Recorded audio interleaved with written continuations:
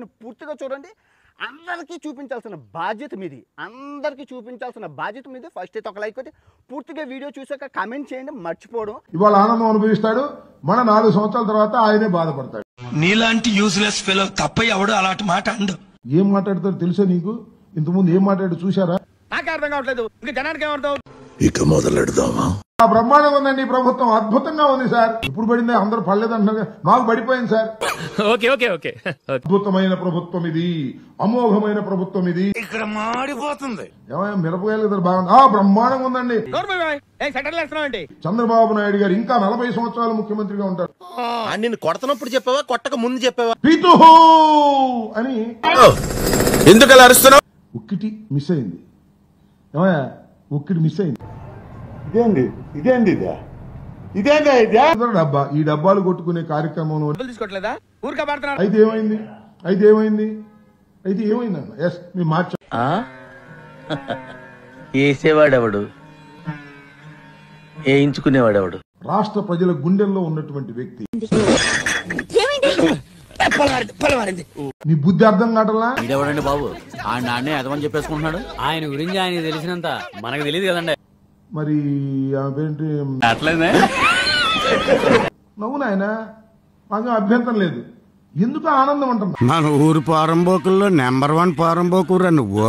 ఆనందం పొందేటప్పుడు మన రాజకీయం ఎందుకయ్యా నాకు అర్థం కాదు. ఏమైంది చంద్రబాబు నాయుడు? పని పాటలేని ఒకరికొకరు డబ్బాలు కొట్టుకోవటం, ఒకరికొకరు గ్యాస్ కొట్టుకోవడం. మంచి మాట మాట్లాడవరా? జఫ్ఫడా ఏంటది? జఫ్ఫడా దానిలో కూడా జగన్మోహన్ రెడ్డి గారిని మర్చిపోలేదు. పేర్లు మార్చడం సూపర్ 6 జై. మీడియా బిడ్డలారా, అందరూ టిఫిన్లు చేశారా? అదిగా స్వామి, అసలు ఆ చింతకాయలు అయ్యన్న పోతుడేనా ఆయన? స్పీకరే గారి నోటికి అద్దు ఉందా? అలాంటివి మీరు మాట్లాడితే కామెడీగా ఉంటదన్నా. చంద్రబాబు నాయుడు గారు బ్రహ్మాండంగా ఫిట్ అయిపోయాడు. బాగా ఆనందం పొందారు, మంచిదే, చాలా సంతోషం. చూడు మేడం, పిచ్చోళ్ళు మాట్లాడుతూ ఇచ్చిన హామీలు నెరవేర్చు, మంచి పేరు వస్తుంది.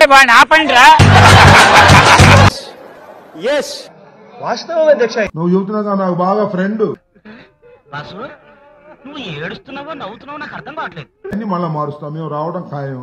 డైలాగులు చెప్పడం కాదు రాయ్, చెప్పిన దాని మీద నిలబడాలి, నిలబడి చూపించాలి. చూపిస్తా. అట్లాగే మన పవన్ కళ్యాణ్ కూడా నవ్వుతున్నాడు. మూత్రశాల కౌంటర్ లో కూర్చునే వాళ్ళ ఉన్నావు. నాకు కూడా నిజమే అనిపించింది. అంటే ఈ పాపంలో నీకు బాగా ఉన్నట్టే కదా. అని ఎవరికైనా చూపించండి రా, వదిలేయకండి రా బాబు. అలాగా సమ్మగా ఉంది. ఓవర్ యాక్షన్ చేయకు. 42 నీకు ఫ్రంట్ బ్యాక్ వాళ్ళ దుంప దగ్గ. ఎవడ్రా నువ్వు? దారి తప్ప నేను పిల్ల ఉన్నావు. ఇక్కడ నా మనసులో వచ్చిందండి వయ్యారి. బాధ అనిపిస్తా ఉండేది. నాకు ఆశ్చర్యం వేసింది. మొదట బాధ వేసింది, తర్వాత భయం వేసింది, ఆ తర్వాత నా మీద నాకే. నేను ఇది కేవలం నా దురదృష్టం అనుకున్నా. ఎందుకు? నేను నా బాధ్యతగా నాకు ఇచ్చినటువంటి గుంటూరు వెస్ట్ కు వెళ్లి నేను పోటీ చేయడం జరిగింది. ఎవరు పోతా పోతా ఉన్నది ఏమవుతుంది? చెప్పారు కదండి, చెప్పుకోలేని జబ్బుందని. అది నాతో చెప్పుకుంటున్నాడు. ఓహో, ఇది అదే. ఏమైతుంది? ఇంకోటి వస్తారు. వేసేసాడు, బాగా వేసేసాడు. నువ్వు అలా ఉంటే ఏదో మన దురదృష్టం అని. నీకు అసలు బుద్ధి ఉందా? నా మనసుకు బాధ అనిపించినప్పుడు ఇది నేను ఎవరిని అనట్లేదు. అన్ని వేలతో ఓడిపోయింది, ఇన్ని వేలతో ఓడిపోయిందని. నా నియోజకవర్గం, మా నియోజకవర్గం చిల్లూరు.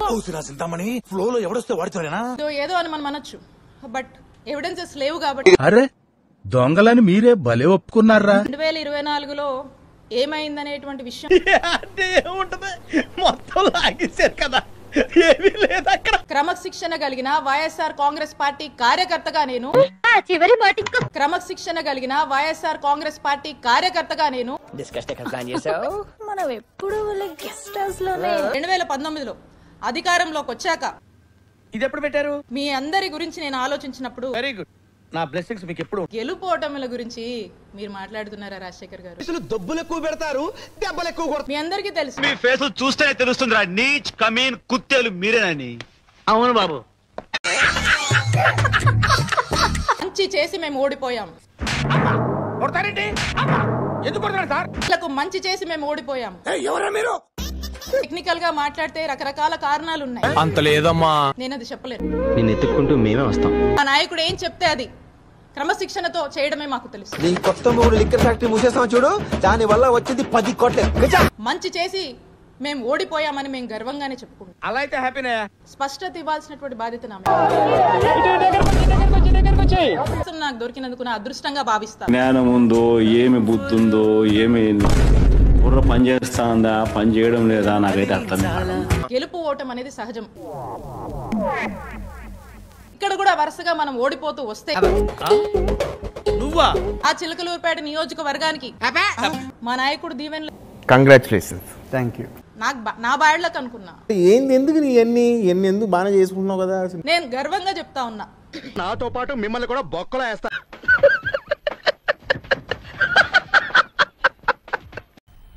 मजा आया और मैं ये जो मजा है हिंदुस्तान के हर व्यक्ति को देना चाहता हूं. ఓకే బ్రదర్స్, ఒక తల్లి కడుపును పుట్టకపోయినా ఒకే ఆటోలో కలిసి ప్రయాణం చేశాం. ప్రజల వద్దకే పాలనలాగా ప్రజలతోనే ప్రయాణం అన్నమాట. డౌట్స్ ఏం పెట్టుకోకండి. మీకు ఎప్పుడు రావాలనిపిస్తే అప్పుడు వచ్చేయండి. ఖర్చు లేకుండా కాఫీ తాగుతాం, బిల్లు కట్టకుండా భోంచేద్దాం. సరేనా? అలాగే. బయలుదేరమ్మా, మీకు ఆలస్యం ఎలా ఉంది?